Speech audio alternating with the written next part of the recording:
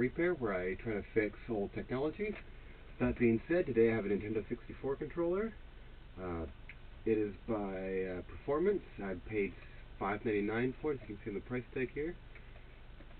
So quick little overview of it. The Z button looks a little bit loose, but it should be okay. The analog stick for these controllers is actually one of the best in the company I've found so far.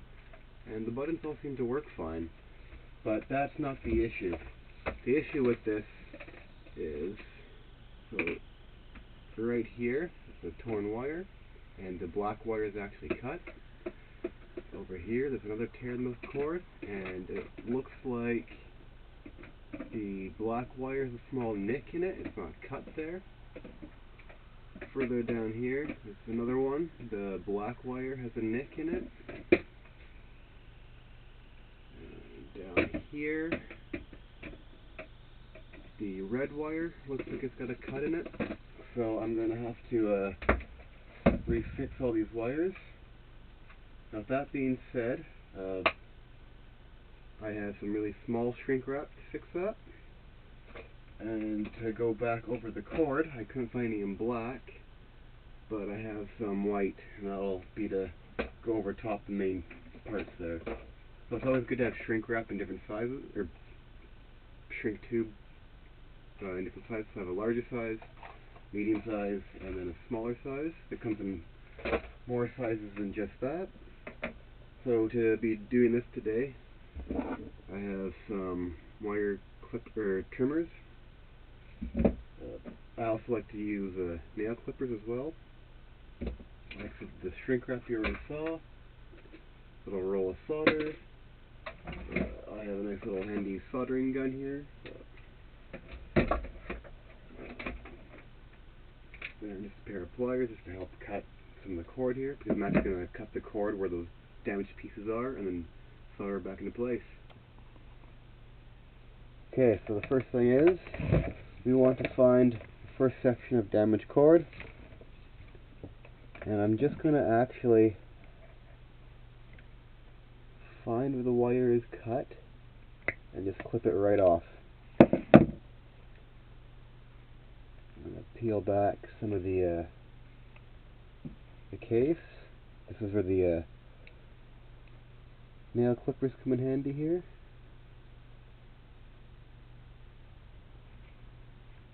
So I'm just going to do this on this section of the cord, completely fix it, and then I'll do the rest.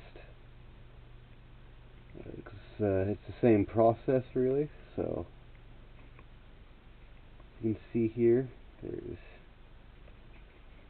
a little bit of cord on the inside as well.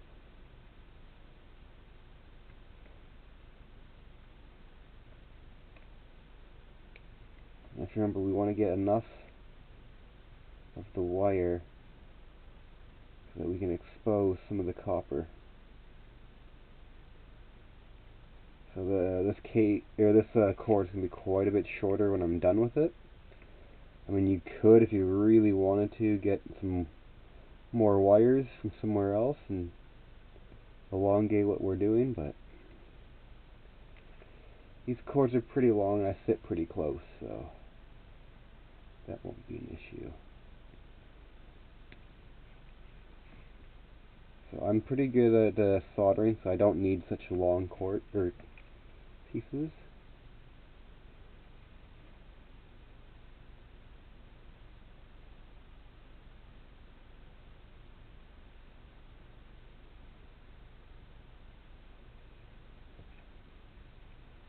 Okay, I'm not using a lot of fancy tools here. You can get better wire strippers, things like that.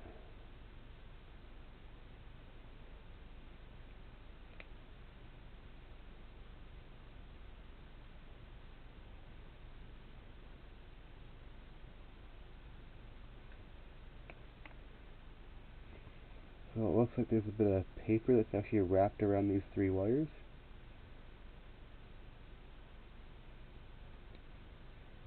Just going to get this tightened up a little bit now.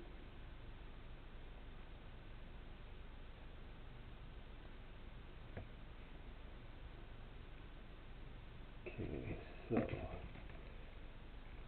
My wire strippers aren't quite gonna make that, so you can use nail clippers.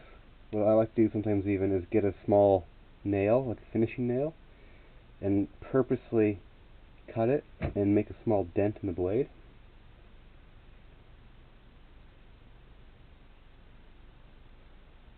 You just want to expose a little bit of the wire.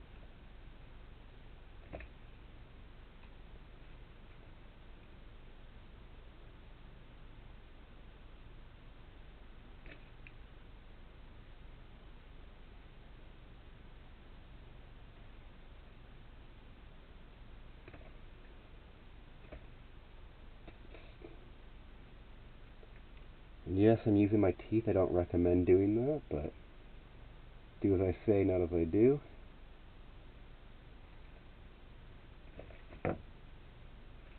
Okay, now that we got those three, we have to get these three exposed.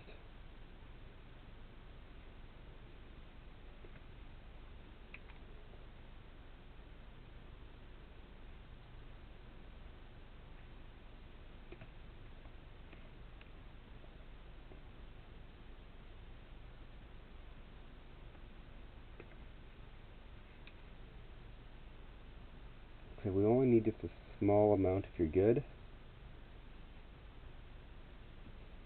There we go. So after we do that, just plug in the soldering iron. Put the solder right here. So we want to do what's called tinning. Hopefully the light for the soldering iron is not going to be in the way too much.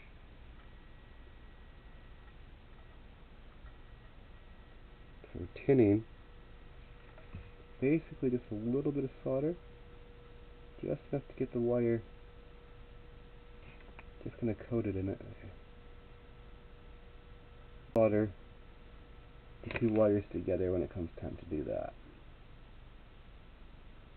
Now this solder is actually hollow and it has flux inside of it. Flux is used to help clean the wires.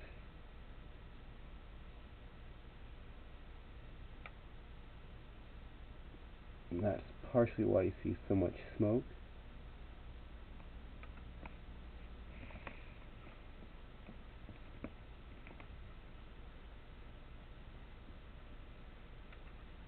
Okay, so I got the wires tinned. Now, what we're going to do is get our shrink wrap, the smallest one we have.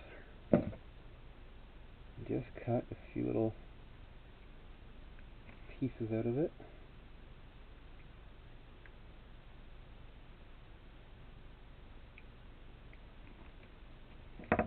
And I think the 3/16 cable tubing should be good for the main. Yeah.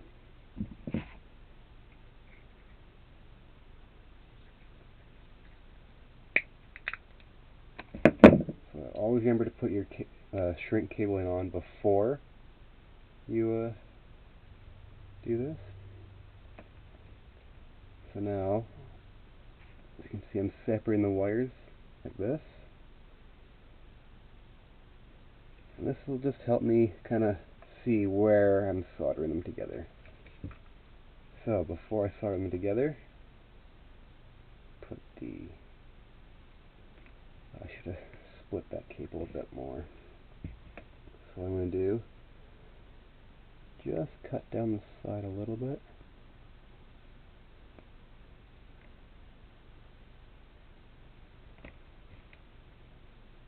This is just to allow the shrink cable to actually wrap around the small wires.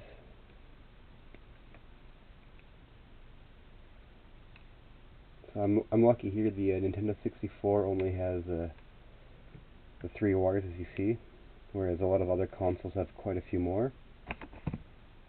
So again, we take our little bit of shrink wrap here, put it over the wire that we're going to do.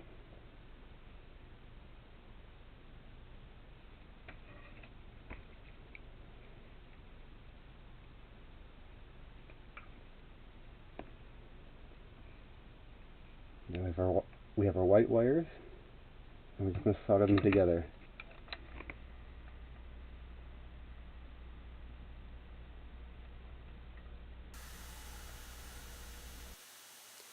Alright everybody, bit of technical difficulties with the camera here, so I'm going to try the other one here. So again, got the wires already tinned. Putting the shrink wire over, making sure it's not too close to the soldering point. Just pull it back as far as I can there.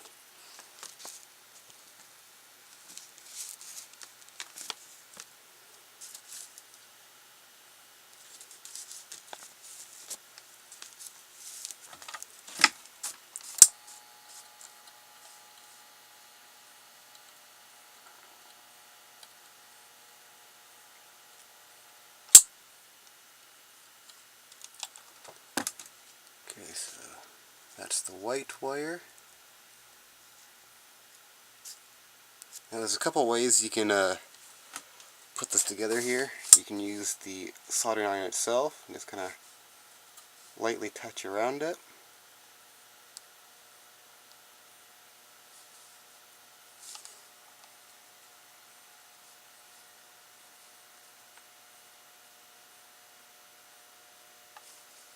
This, of course, is not the best way to do it.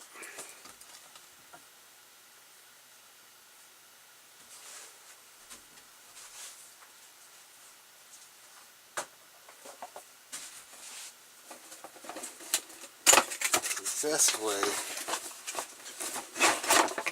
is actually to use a heat gun. This is actually the first time I'm using this one. So let's see how this works.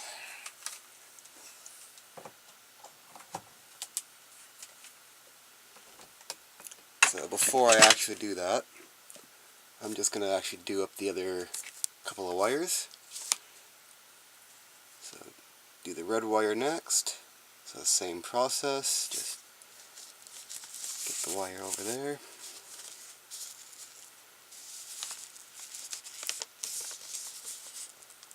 Fixing wires is one of the more difficult tasks you'll ever have to do.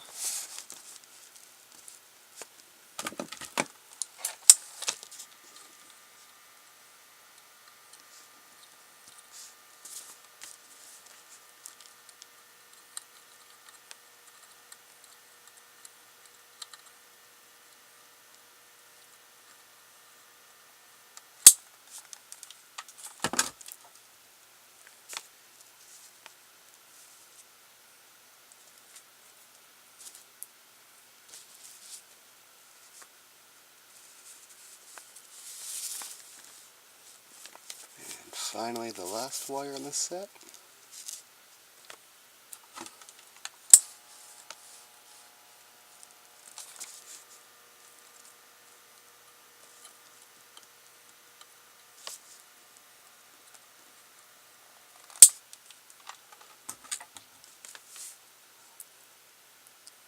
Okay, so now when we're confident that all the copper wire is covered up with the shrink wrap here,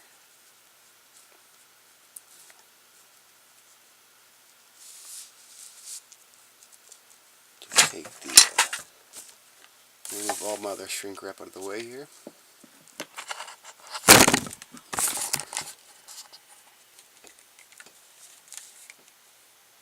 Then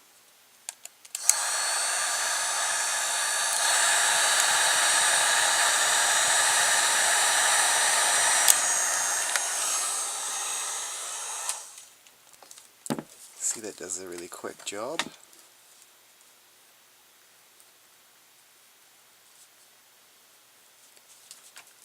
Now we have the that white shrink wrap I bought. It's a little bit short. That's okay, so what I'll just do is jam the wires together a little bit.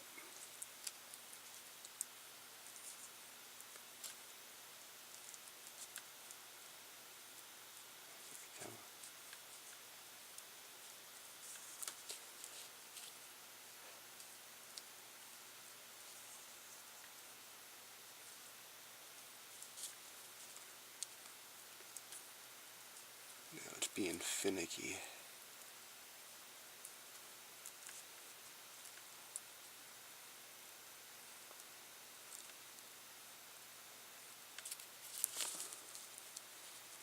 So after the wires are in, and then again a little bit of heat from the heat gun.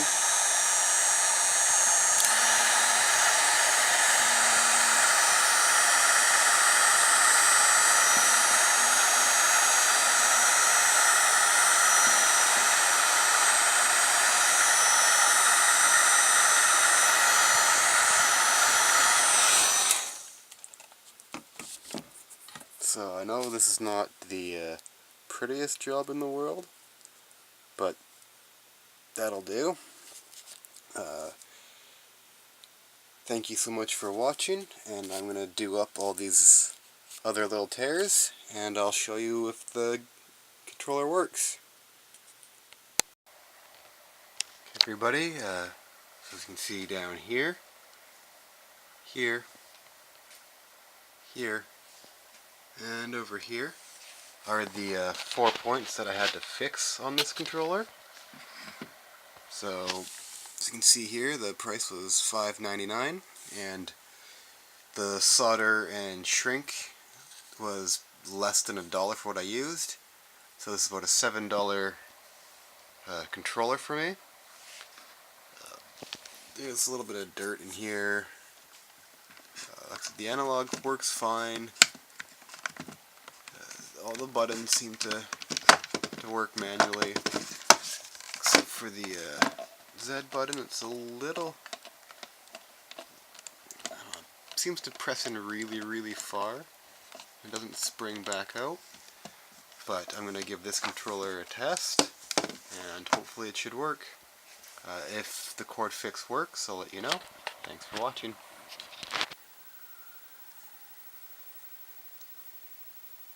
Okay, everybody, as you can see here, this is the controller with the sticker and the cord. You can see the damage there. So I can walk around. I can press start. A, B, the C buttons. Now the Z button is very difficult to punch in, so that will need some fixing later, but the controller is fully operational. Thank you for watching, and I hope you enjoyed this video.